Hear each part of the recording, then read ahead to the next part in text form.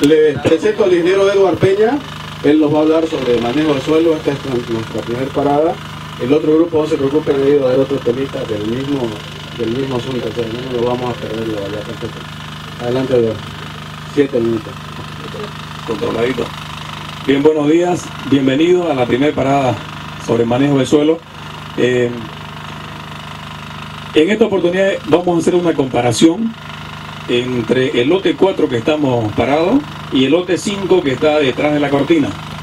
Son dos lotes francolimosos, son suelos livianos a intermedio, con 20% de arcilla de promedio. ¿Y la diferencia cuál es? Del 2010 para atrás estuvo con pastura, fue ganadería, manejado obviamente en algunos casos, viendo las imágenes, con sobrepastoreo, con exceso de pisoteo. Sin embargo, la pastura de alguna forma el desarrollo radicular y el aporte de materia seca, de alguna forma va manteniendo la fertilidad de los suelos. Y quisimos ver la diferencia porque este lote 4 pasó de pastura en el 2010 a cultivo directamente, vale la redundancia, bajo siembra directa. Y el lote 5 de la pastura se tuvo que hacer labranza convencional en primera instancia, y la siguiente campaña se hizo subsolado. La demás secuencia de cultivo ha sido muy similar, excepto el sorgo acá en el 4, en el invierno 2012, y trigo en el otro lote.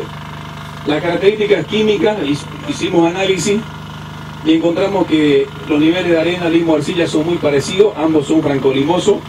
El pH, conductividad eléctrica, no hay ningún problema, están dentro de los parámetros normales. Pero si vemos la materia orgánica, cualquiera diría que estamos en la zona este y son suelos de excelente fertilidad, y no están así. En cierto modo vemos que la materia orgánica, en este lote estamos con 1.84%, y el lote 5 de lado 2.1%. Menor a 2.3% de materia orgánica se considera un suelo pobre en materia orgánica. Entonces estamos en un suelo, a pesar de que viene de pastura de muchos años, y son suelos que muy poca agricultura se ha hecho, pero de manera natural estos suelos próximos al Río Grande, a medida que nos acercamos al Río Grande, son suelos que tienden a bajar el contenido de materia orgánica, al igual que los suelos de Okinawa y los suelos de la zona norte. A medida que vamos para el este, el contenido de materia orgánica aumenta 2.5, 3%, pero eso es muy particular de esta zona. El nitrógeno está en niveles moderados. El fósforo, no hay diferencia, fíjense, a pesar de haciendo esa comparación de manejo.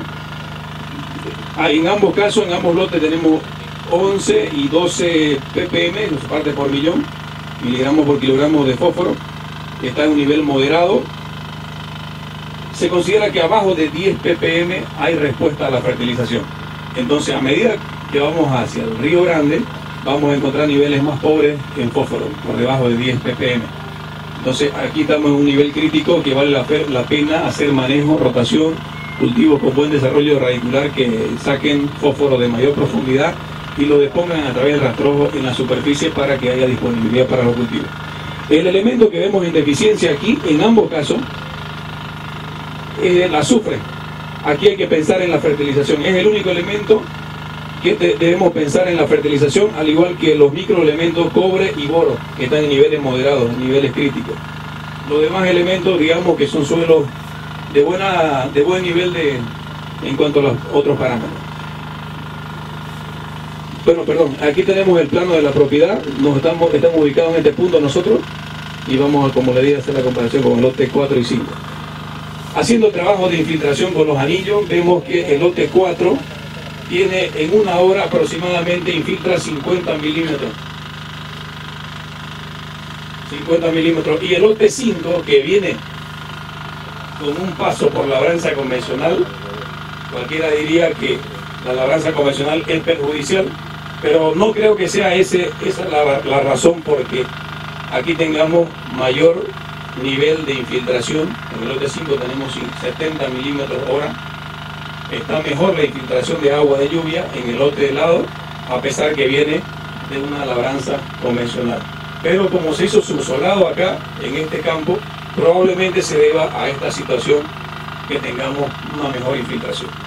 Es decir, la ganadería de alguna forma, el pisoteo, el exceso de pastoreo, ha podido provocar en ambos casos cierta compactación.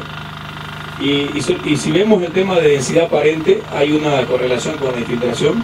Es decir, la densidad aparente es un indicador de la compactación del suelo. Y vemos que hasta 1 metro de profundidad, en este lote que estamos parados, hay un grado mayor, a partir de los 12 centímetros para abajo, de un nivel crítico, es decir, casi compactado el suelo. Es decir, que puede haber impedimento al desarrollo radicular en este punto que estamos parados. En el lote de al lado, donde hay un poco de mayor velocidad de infiltración, vemos que si bien en la primera capa hay cierta compactación, pero en la segunda capa de 12 a 30 centímetros tenemos un suelo más suelto que permite de alguna forma recibir más agua. De manera general, digamos que la infiltración es buena, el grado de compactación en algunas capas está crítico, pero la sugerencia es hacer raíces, cultivos que tengan buen desarrollo radicular como maíz, como sorgo, mileto, que aportan gran cantidad de rastrojo y desarrollo de raíz. Finalmente se hizo una comparación también en la determinación de la capacidad de almacenaje de agua útil, es decir, agua disponible para los cultivos. En 1 metro de profundidad vemos que en este punto, en el lote 4, tenemos una capacidad de almacenaje de 133 milímetros. Para la fecha que hace 15 días atrás se hizo el muestreo de humedad, estaba un tanto seco. Vemos que hasta 1 metro de profundidad tenemos prácticamente 30 milímetros de los 133. Es decir, este perfil tiene una capacidad de almacenaje de 133, pero el momento del muestreo apenas tenía 30 milímetros. En el lote 5, el lote de al lado, tiene una capacidad de 138 milímetros y en el momento del muestreo reportó 54 milímetros de agua disponible para el cultivo. Es decir, el cultivo de trigo de alguna forma es un gran extractor de humedad y eso lo ha demostrado. A pesar de las lluvias que tuvimos, el nivel de agua está bajo en esa fecha de muestreo. Si vemos por capas, también se denota la misma secuencia. Fíjense, las capas donde tenemos mayor capacidad de almacenaje son desde los 30 hasta los 70 milímetros. Tenemos 58 milímetros y en esa capa solamente había 5 milímetros disponibles. Todo lo que es rojo acá es agua que está disponible actual. Y esto celeste es la capacidad que tiene de almacenaje. Es decir, si consideramos como un vaso esto, es decir, en esta capa, en todas las capas, el vaso está muy bajo el nivel. Esto es importante conocer en su campo para tomar decisiones de siembra. Cuándo sembrar, sobre todo cuando estamos haciendo cultivo o cuando vamos a implantar una pastura. Es decir, llega septiembre y nos animamos a sembrar, hagamos una medición de esto. Cualquier técnico agrónomo tiene la capacidad para hacer este trabajo, que es relativamente sencillo, pero muy importantísimo a la hora de tomar decisiones en la siembra, sea en verano, sea en invierno. Es importante saber cuántos milímetros tenemos de agua para arriesgar una siembra, en caso que no tengamos lluvia o que no llueva en 10 días, 15 días, tomar decisiones si vale la pena sembrar. Eso por una parte. Finalmente, un poco de 3 situaciones que se pueden dar en un campo, 3 situaciones de manejo. Son 3 perfiles, un monte natural, fíjense, el desarrollo de raíces, hay bastante aporte de rastrojo, de hoja, de hojarasca, de raíces. La infiltración en este tipo de suelo llega a 600 milímetros de promedio, pero en un suelo en la zona este, bajo siembra directa, alcanza en promedio en la zona este 30 milímetros. En este campo hemos encontrado niveles de 50 y 70 milímetros. ¿Qué significa? Que hay buena infiltración, no como un monte natural, pero mejor que el promedio de manera general. Por eso este campo también sus rendimientos son buenos. Y lo ha demostrado porque tiene buena capacidad de infiltración. Cuando hacemos un manejo en labranza convencional, eso es el peor trato que le podemos dar a un campo. Destruimos la estructura, los agregados del suelo, los macroporos, y las consecuencias son innumerables. Eso es un poquito para que ustedes tomen conciencia de que debemos, en el manejo que estamos haciendo, tratemos de parecernos un poco a lo que ocurre en el monte natural. Y eso es rastrojo y raíces. Si hacemos agricultura, bajo rotación de cultivos, con cultivos con buen aporte, magnífico. Y si hacemos ganadería, hagamos un pastoreo racional. Ahí los grupos CREA, ahora está la tendencia del manejo sustentable, entonces usted va a ver, si es un miembro CREA, va a ver su campo con una tendencia creciente al aporte de rastrojo y no sacarle la totalidad del sorgo, digamos, para hacer silo bueno. Si tienen alguna pregunta, estamos a disposición.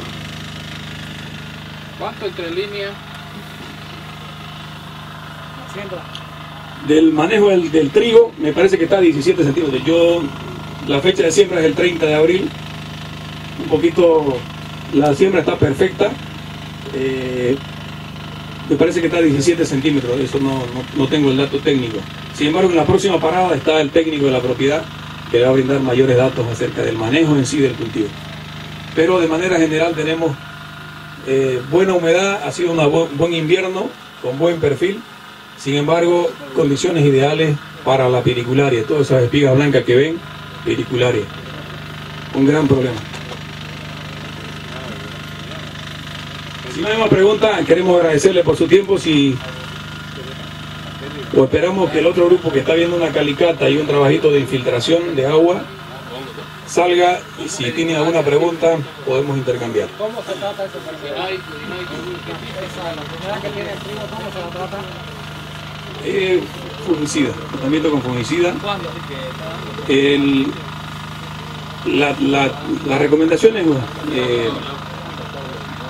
que se deben hacer y son, digamos, las mejores, debe ser cuando el trigo esté en un 30-40% de espigazón, la primera aplicación de fungicida, triazol. Hay varios en el mercado, tratar de jugar con eso. Se ha visto que las mezclas con tebuconazoles tienen buen control de piricularia, y la estrovirulina es la que hace que proteja para el ingreso de nuevas esporas del hongo, ¿no? Cambiamos.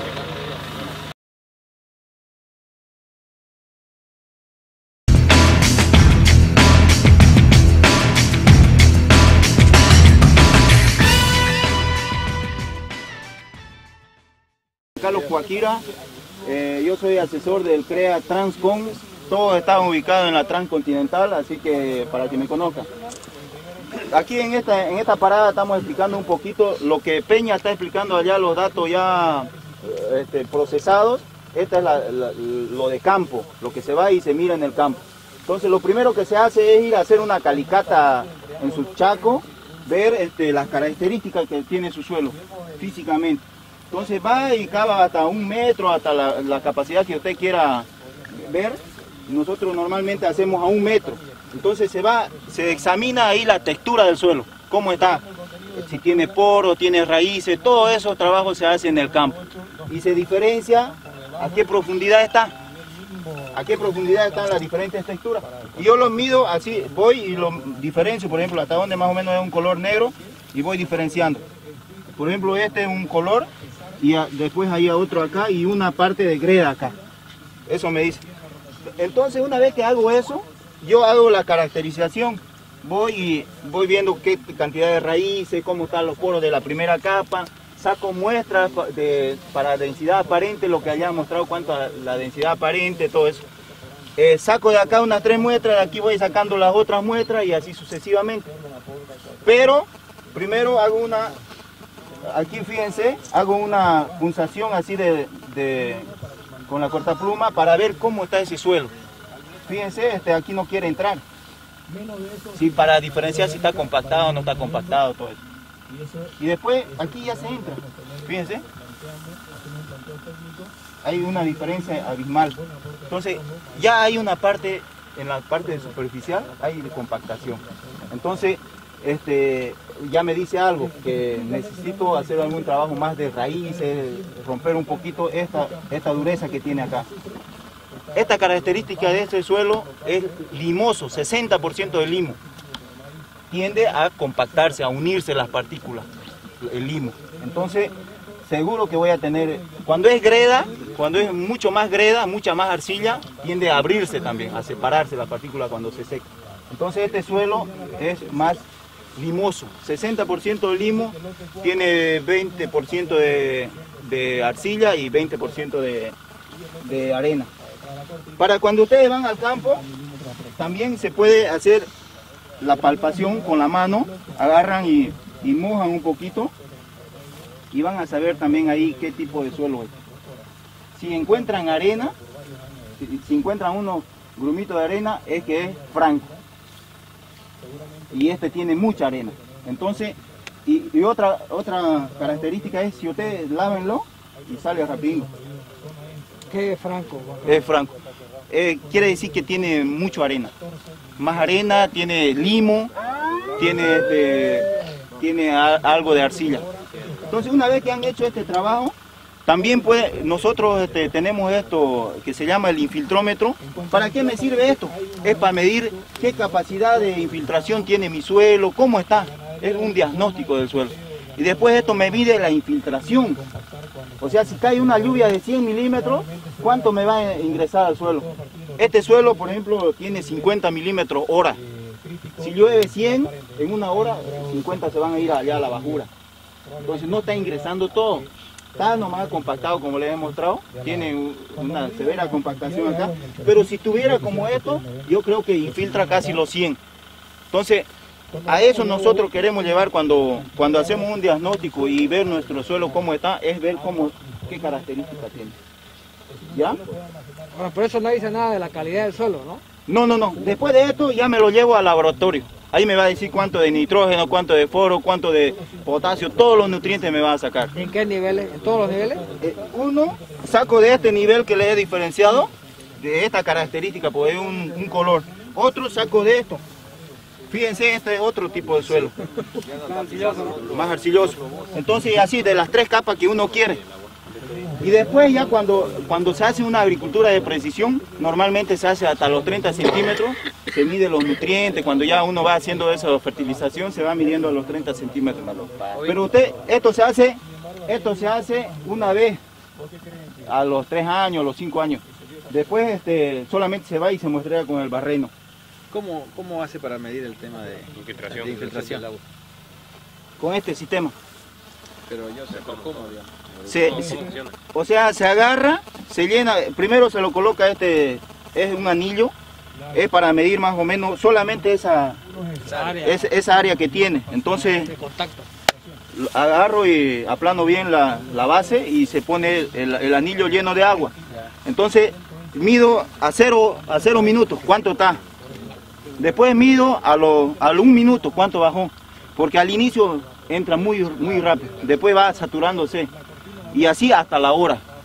¿Cuántos milímetros infiltró? Eso me dice cuánto la capacidad que tiene el suelo. ¿Y a qué nivel debería ser uno hasta todos los niveles? No, solo a la superficie. Solo a la superficie. Claro, es como simular una lluvia. Claro, el agua. No necesito para qué hacerlo ahí abajo, sino necesito encima la superficie. ¿Cuántas muestras toma más o menos 1 hectárea para que sea más o menos representativo?